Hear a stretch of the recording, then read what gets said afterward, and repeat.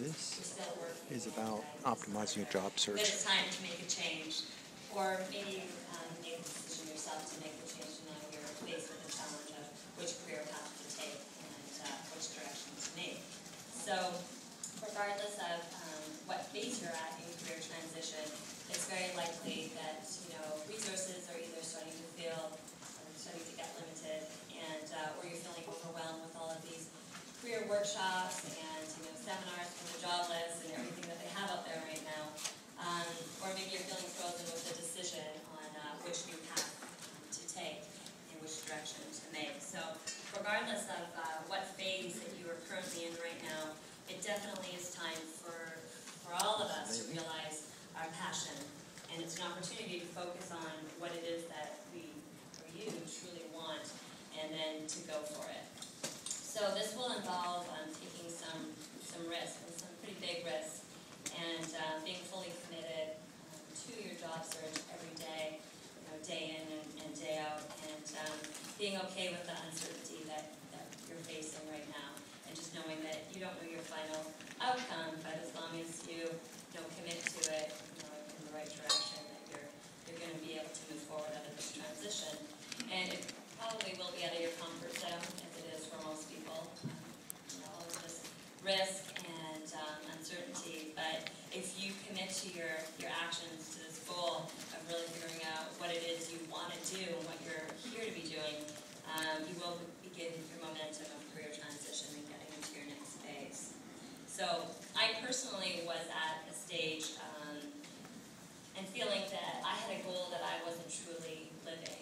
And so I was living in Vancouver, Canada, and I was working in media sales.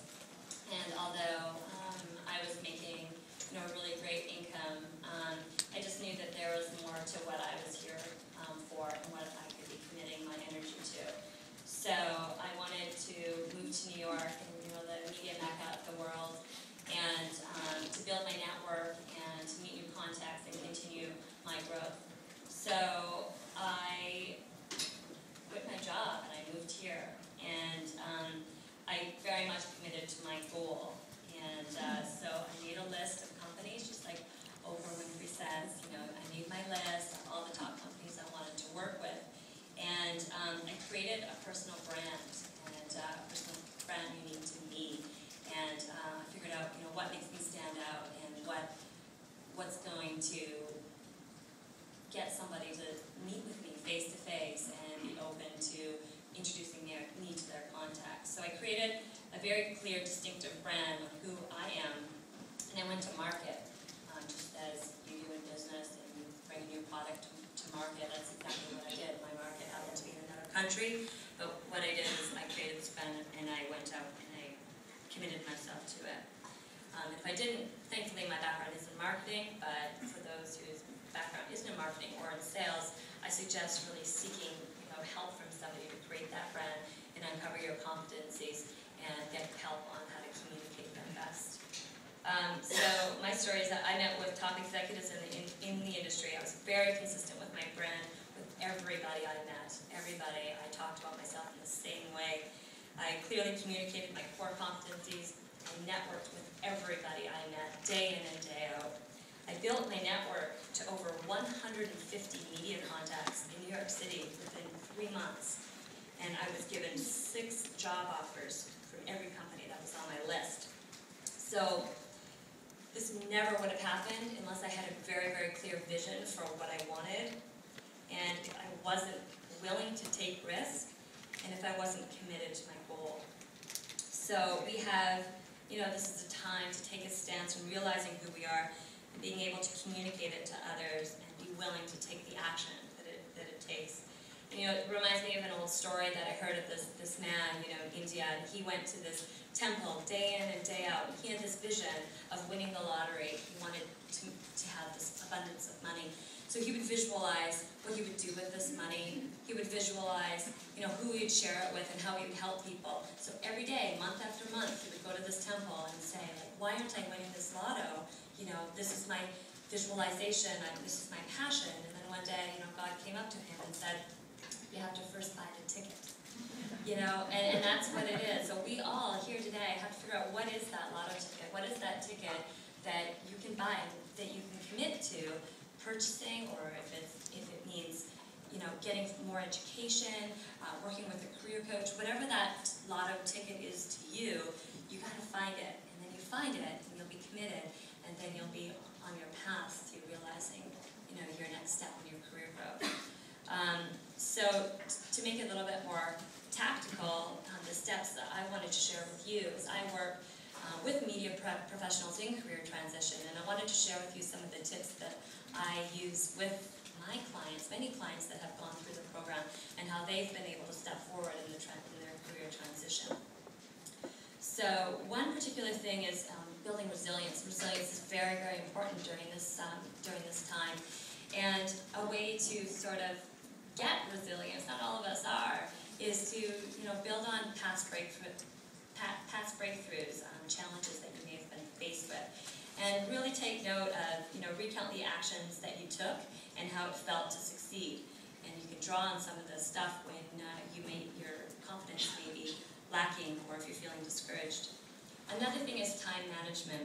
Just like this man in India going to the temple day in and day out, he wasn't being very effective with his time, and it's just like many of us in transition, we spend 8-9 hours online on Career Builder and all these different websites, feeling like we are being productive in our job search. So the main thing is to focus on what it is actually going to be helping me in this transition and finding a job, and limiting the time. So you're better off spending a fixed period of time on your job search every single day, rather than working on it here and there all the time. Spending long periods of time on certain tasks really will get you diminishing returns. Another thing is self-evaluation. This is a great time right now for us all to dig deep into who we are and figuring out what our values are. Determining values, there's many ways you can do this. There's exploration exercises. Another thing is a peak performance discussion. So going back on peak performance that you may have had and really analyzing it, going through it and drawing out what your values are from that peak performance, and then starting to bridge that, whatever those values are, and bridge that with your next career path. And another part of self-evaluation is competency identification. So part of your competencies are the skills and the knowledge and the traits that you bring to the table. So when you're meeting with potential employers, you can talk about your competencies. And by doing that, you can link your talents with your direction, and being able to clearly communicate them to people. It's a lot more beneficial to say, I am a strong salesperson.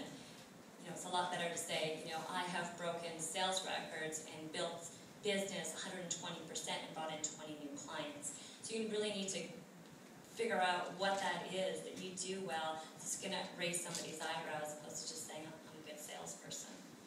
A positioning statement is so important. Tell everybody you meet your positioning statement, whether you run into a friend in a grocery store or you're talking to your accountant. Your positioning statement should give a clear idea of who you are, what you're doing, and where you want to go. And that's another thing. And what makes you special is the key thing in your positioning statement. So I urge everybody to, however you're going to do it, if you need help, get help, because the positioning statement really should be said day in and day out to everybody you meet. Requesting help is another thing. In general, believe it or not, people want to help other people. But first of all, they have to be asked, and they need to know how they can help you. So tell people what you want, and believe it or not, they'll give it to you. Network mapping, that's another thing, is focusing on your weakest ties. So most of us go to our strongest ties, being our family, our friends, our roommates. Those people aren't typically going to help you find a job. They have a preconceived notion of who you are, what your brand is, and they have too much emotion attached to you. Start talking to your coach at a gym, and or a past employer, sisters, brothers, cousin. Because I've read so many articles recently that is going to be, 90% of the time, that's going to be how we all get our next jobs, is through our weakest ties. So build your weak ties. And again, that's just talking to anybody you know, telling them your positioning statement, and giving them something that they can help you with.